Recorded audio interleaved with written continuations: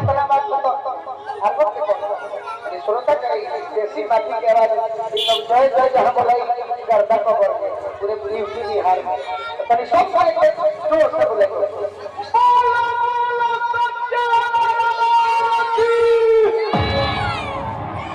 हां हमने के ये बहुत बहुत जय जय मार